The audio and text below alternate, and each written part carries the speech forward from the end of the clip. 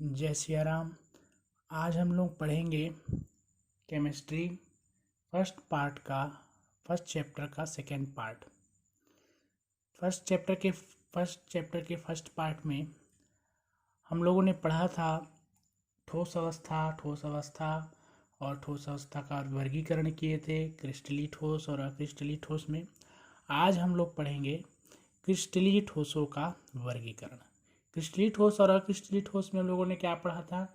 क्रिस्टलीय ठोस वे होते हैं जो नियमित रूप से, व्यवस्थित रूप से एक दूसरे से बंधे हुए रहते हैं, जिसके अवयव।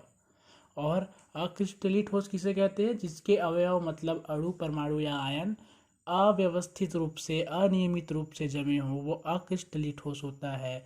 और जिसके अणु या आयन या परमाणु मतलब अवयवी कण व्यवस्थित रूप से, नियमित रूप से जमे होते हैं, तो उसे हम कहते हैं क्रिस्टलीय ठोस।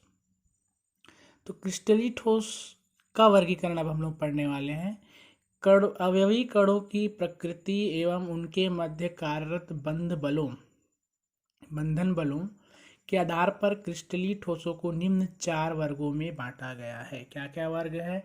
एक है आयनिक ठोस, दूसरा सहसंयोजी अथवा नेटवर्क ठोस, तीसरा धात्विक ठोस और चौथा आणविक ठोस। क्या क्या? आयनिक ठोस, सहसंयोजी अथवा नेटवर्क ठोस, धात्विक ठोस और आणविक ठोस। 4 वर्गों में क्रिस्टलीय पदार्थों को, क्रिस्टलीय ठोसों को बांटा गया है।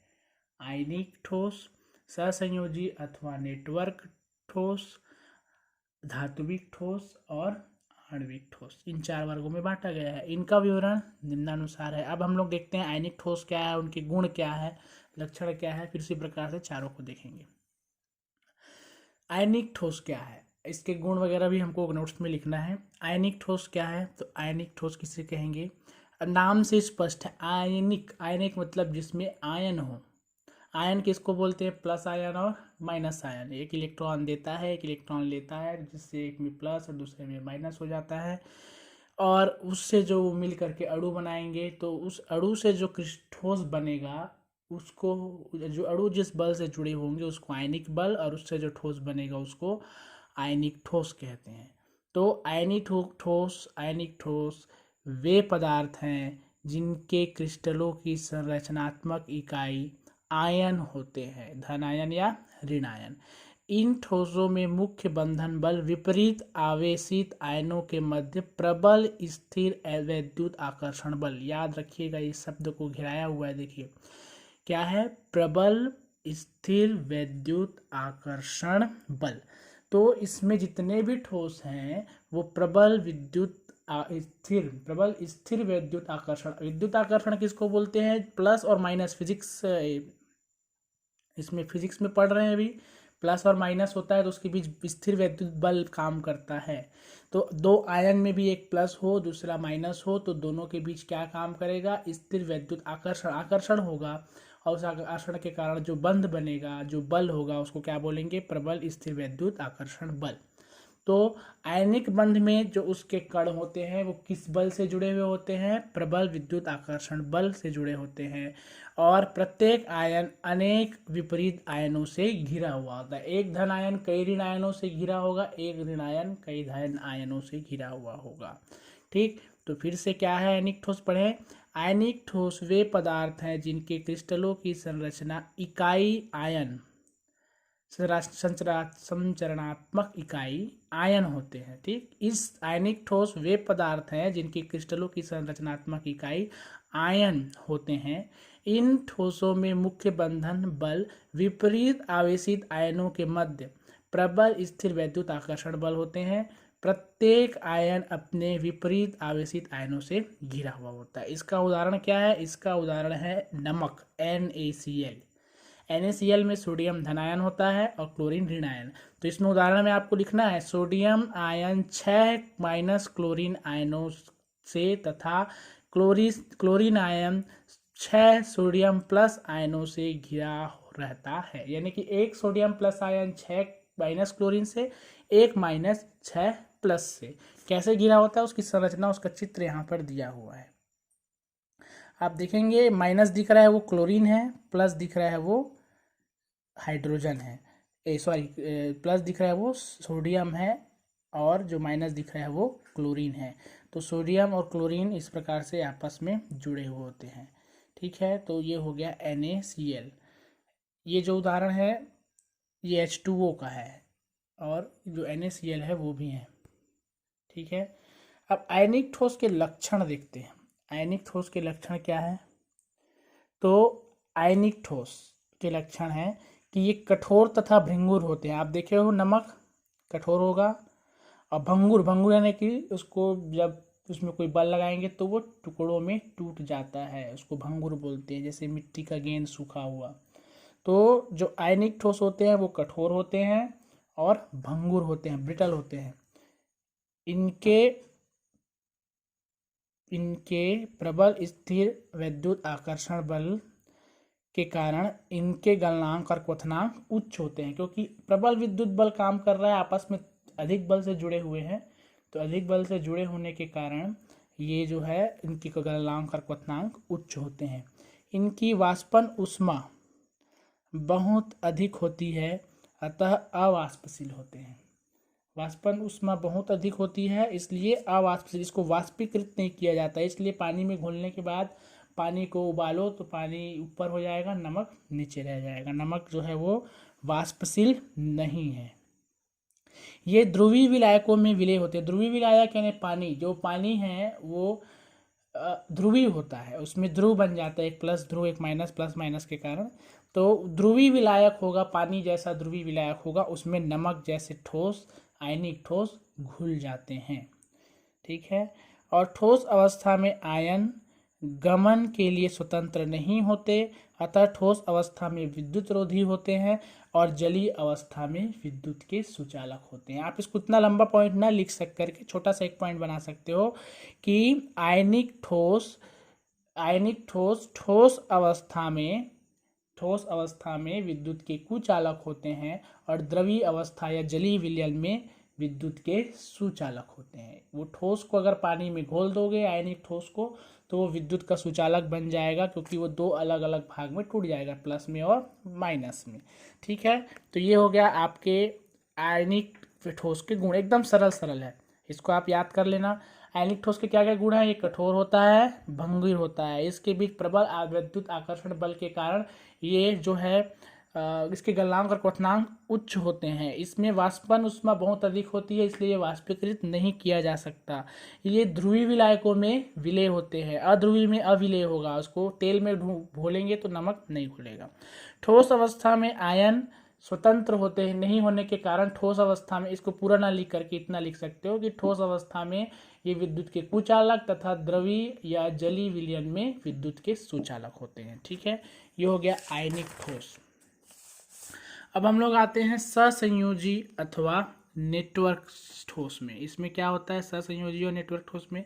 इन ठोसों में जालक बिंदु पर एक या अधिक प्रकार के परमाणु होते हैं। इन ठोसों में जालक बिंदु पर एक अधिक प्रकार के परमाणु होते हैं। अच्छा, एक चीज दिखाऊं, ये देखो लूसी हमारी बैठी है। लूसी, देख तो लूसी, अरे बस बस बस बस बस, हो गया। ये लूसी बैठी है हमारी। लूसी, हेलो कर दे, हेलो। ठीक है, चलो आगे बढ़ते हैं। सहसंयोजी अथवा नेटवर्क ठोस। इन ठोसों में जालक बिंदुओं पर एक या अधिक प्रकार के परमाणु होते हैं जो एक दूसरे से सहसंयोजी बंध द्वारा जुड़े होते हैं। यह सहसंयोजी संरचना द्विविमीय तथा त्रिविमीय कैंट होती है। उदाहरण हीरा, सिलिकॉन कार्बाइड, ये सब सहसंयोजी बंध द्वारा जुड़े होते हैं, सहसंयोजी बंध के द्वारा। ठीक है, सहसंयोजी क्या? इन ठोसों में जालक बिंदु, अब जालक क्या बिंदु क्या है आगे दिया है, जालक किसको बोलते हैं? तो इन ठोसों में जालक बिंदु पर एक या अधिक प्रकार के परमाणु होते हैं जो एक दूसरे से सहसंयोजी बंध द्वारा जुड़े होते हैं। ठीक, इस बात को याद रखना है। नाम से स्पष्ट है, सहसंयोजी ठोस मतलब इसमें जो ठोस है वह सहसंयोजी बल द्वारा जुड़े रहते हैं। ठीक है, उदाहरण क्या है इसका, हीरा है, सिलिकॉन कार्बाइड है, सिलिका है, सिलिका मतलब रेत, और ग्रेफाइट है। ये सब चीज़ जो है ये सहसंयोजी ठोस के उदाहरण हैं। इसके गुण क्या है, इसके गलनांक और कथनांक बहुत उच्च होते हैं। सहसंयोजी एक उदाहरण रेत है, तो रेत कैसे पिघलेगा, नहीं पिघलेगा आसानी से, मतलब इसके गलनांक क्या होता है, उच्च। तो याद रखने के लिए गलनांक और क्वथनांक उच्च होते हैं। ये विद्युत के कुचालक होते हैं। ग्रेफाइट बस एक अपवाद है, सहसंयोजक ठोस में ग्रेफाइट अपवाद है, बाकी जितने सहसंयोजक ठोस हैं वो विद्युत के कुचालक होते हैं। सहसंयोजी बंध दिशात्मक एवं प्रबल होते हैं, इसके बंध जो है प्रबल होते हैं, अतः ग्रेफाइट को छोड़कर सभी सहसंयोजी ठोस और कठोर भंगुर होते हैं। ये सभी विलायकों में अविलेय हैं, इनको नहीं घोला जा सकता। इनकी गलन की गुप्त ऊष्मा बहुत अधिक होती है, अतः अवाष्पशील होते हैं, इनको भी वाष्पीकृत नहीं किया जा सकता। तो ये हो गया सहसंयोजी ठोस, इसके 5 पॉइंट्स में इसके उदाहरण हो गए, सॉरी लक्षण हो गए। ठीक है, उदाहरण में क्या है, हीरा, सिलिकॉन कार्बाइड, सिलिका, ग्रेफाइट, ये सब इसके उदाहरण है। अब हम लोग सीधा नेक्स्ट में आ जाते हैं, और वो जो है नेक्स्ट है धात्विक ठोस।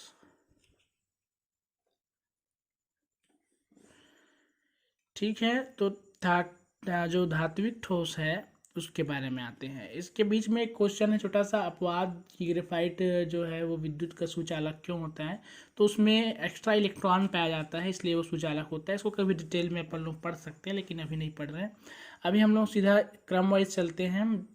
धात्विक सहसंयोजी अथवा नेटवर्क ठोस के बाद आता है धात्विक ठोस। धात्विक ठोस में क्या है, इन ठोसों में जालक बिंदुओं पर धातु आयन उपस्थित होते हैं। धातु होता है बीच में, धातुओं के कण होते हैं, धातुओं के अणु परमाणु होते हैं, इसलिए जो इलेक्ट्रॉन के उभयनिष्ठ समुद्र में डूबे रहते हैं। उभयनिष्ठ समुद्र का मतलब ये है कि बीच में धातु का आयन है, उसके चारों तरफ इलेक्ट्रॉन है। ठीक है, समझ रहे हो।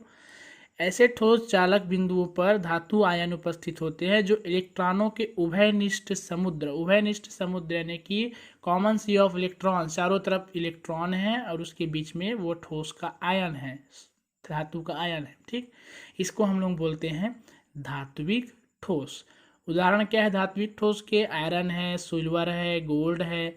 इनके मुख्य लक्षण क्या क्या है, तो ये कठोर होते हैं, आघात वर्धनी होते हैं तथा तन्य होते हैं। कठोर तो होते ही हैं, जानते हो।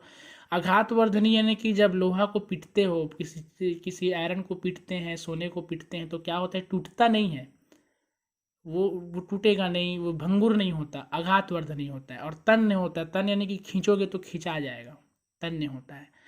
धातुओं की विशिष्ट चमक भी उसमें उपस्थित मुक्त तथा गतिशील इलेक्ट्रॉन के कारण होती है। इलेक्ट्रॉन इसमें एक्स्ट्रा होता है, इसलिए उसमें चमक होती है। हर धातु में, सोना चांदी में देखे हो, गतिशील इलेक्ट्रॉन के कारण होती है। गलनांक और क्वथनांक उच्च होते हैं धातु में। इसके प्रत्यास्थता का गुण इसमें पाया जाता है, आप खींचोगे खींचा जाएगा, फिर वो धीरे धीरे थोड़ा सा पूर्वावस्था में आने की कोशिश करेगा।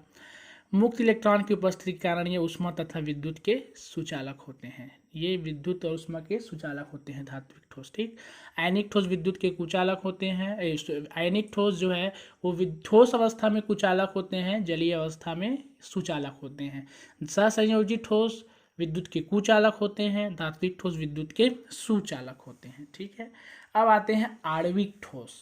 ये जो चौथा प्रकार का जो है क्रिस्टली, वो है आणविक ठोस।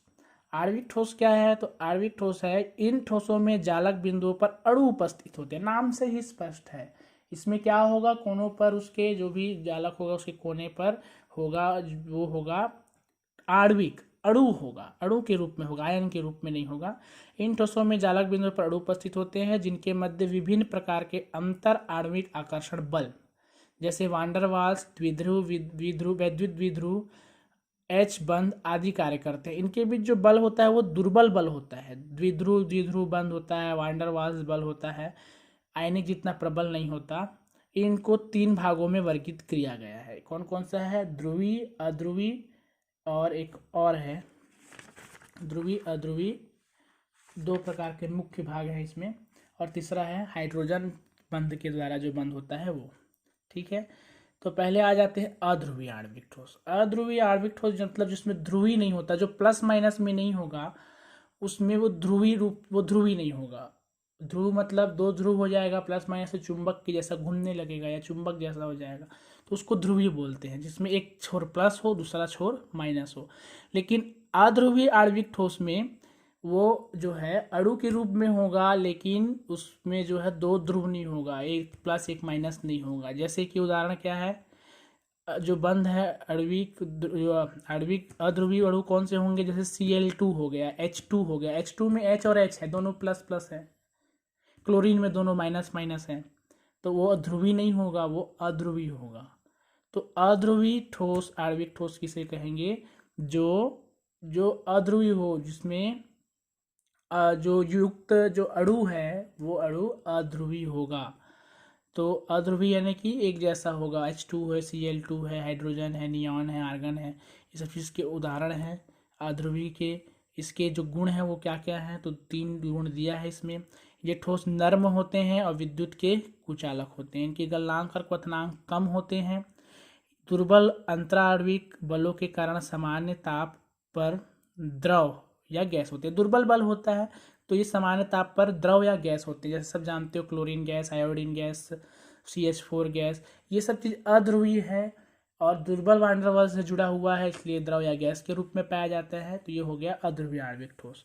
फिर जो नेक्स्ट है वो है ध्रुवीय आणविक। ध्रुवीय मतलब जिसमें दो पार्ट होगा, एक प्लस होगा एक माइनस। तो इसमें ध्रुवीय अणु होगा, जैसे कि हाइड्रोक्लोरिक एसिड HCl। HCl में एक हाइड्रोजन, एक छोर, एक तरफ हाइड्रोजन है एक तरफ क्लोरीन है, तो हाइड्रोजन धन आयन है, प्लस वाला है, और क्लोरीन माइनस वाला है। तो इसमें आंशिक रूप से प्लस और माइनस मिल जाता है, जैसे कि HCl में। तो ये जो ध्रुवीय है सहसंयोजक बंध द्वारा बनते हैं, और एक प्लस होता है दूसरा छोर माइनस होता है, तो ये क्या हो जाता है, ध्रुवीय ठोस। तो वे अवयवी कण मतलब इन ठोसों में अवयवी कण ध्रुवीय अणु होते हैं। ध्रुवीय अणु जैसे HCl हो गया, SO2 हो गया, ये सब ध्रुवीय है, एक प्लस एक माइनस। तो वो इस प्रकार के ठोस को क्या कहेंगे, ध्रुवीय आणविक ठोस। इसके गुण क्या क्या हैं, तो ये कमरे के ताप पर द्रव या गैस होते हैं। इनके गलनांक अध्रुवीय आणविक ठोसों के कारण ठोसों से अधिक होते हैं। इनके गलनांक जो है वो थोड़े अधिक होते हैं। ये मुलायम तथा विद्युत के कुचालक होते हैं, ये भी ठीक है। अब एक दूसरा आ गया जो हाइड्रोजन आबंधित आणविक ठोस है, तीसरा प्रकार। किसका, आणविक ठोस का तीसरा प्रकार हाइड्रोजन आबंधित आणविक ठोस। इन ठोसों में अवयवी कण सहसंयोजी बंध द्वारा जुड़े होते हैं, जिनमें हाइड्रोजन परमाणु F फ्लोरीन, ऑक्सीजन अथवा नाइट्रोजन से जुड़ा होता है, जैसे HF है, NH3 है, H2O है, ये सब हाइड्रोजन बंधित। इसमें हाइड्रोजन बंध पाया जाता है, मतलब सीधा सीधा कहा जाए कि जिन ठोसों में जिस आणविक ठोस में हाइड्रोजन बंध पाया जाता है, जो हाइड्रोजन बंध से जुड़ा हुआ होता है, वो होता है हाइड्रोजन आबंधित आणविक ठोस। ये अवयवी अणु परस्पर हाइड्रोजन आबंध द्वारा संगुणित होते हैं। संगुणित मतलब पैकेज होना, पैक होते हैं, जिसके कारण प्रबल अंतराण्विक आकर्षण बल उपस्थित होता है। इनके गुण निम्नलिखित हैं। ये नर्म तथा विद्युत के कुचालक होते हैं। इनके गलनांक क्वथनांक ध्रुवीय अथवा अध्रुवीय आणविक ठोसों से अधिक होते हैं। ये वाष्पशील द्रव अथवा नर्म ठोस के रूप में पाए जाते हैं, जैसे कि बर्फ है। बर्फ नर्म ठोस है और वाष्पशील भी है, वाष्पीकृत हो जाता है, उसमें हाइड्रोजन बंध पाया जाता है, इसलिए वो ठोस हो जाता है ना। तो इस प्रकार से 3 प्रकार का आपका आणविक ठोस है, ठीक। तो क्रिस्टलीय ठोस 4 प्रकार का होता है, आयनिक, सहसंयोजी अथवा नेटवर्क, धात्विक ठोस और आपका आणविक ठोस। आणविक ठोस 3 प्रकार का होता है। इसमें एक चार्ट बना हुआ है, आपके बुक में होगा तो आप देख सकते हैं, देख लेंगे। तो जो हम लोग क्या पढ़े अभी, जो ठोस होगा क्रिस्टलीय ठोस को 2 भागों में बांटा गया, क्रिस्टलीय और अक्रिस्टलीय। क्रिस्टलीय 4 भागों में बटा हुआ है। कौन कौन सा, आयनिक ठोस, सहसंयोजी अथवा नेटवर्क ठोस, धात्विक ठोस और आणविक ठोस। आणविक ठोस 3 भागों में बटा हुआ है, ध्रुवीय आणविक ठोस, अध्रुवीय आणविक ठोस, हाइड्रोजन आबंधित आणविक ठोस। तो इन सब को आपको क्रिस्टल के प्रकार को आपको अपने कॉपी में नोट करना है, ठीक है। इसको आप कॉपी में नोट करके अच्छे से याद कर लीजिएगा। इसके बाद फिर जो हम लोग पढ़ेंगे वो नेक्स्ट होगा। जालक बिंदु क्या है, एकक सेल क्या होता है, वो 3 प्रकार का जो मुख्य है उसको लोग नेक्स्ट में पढ़ेंगे। जय सिया राम।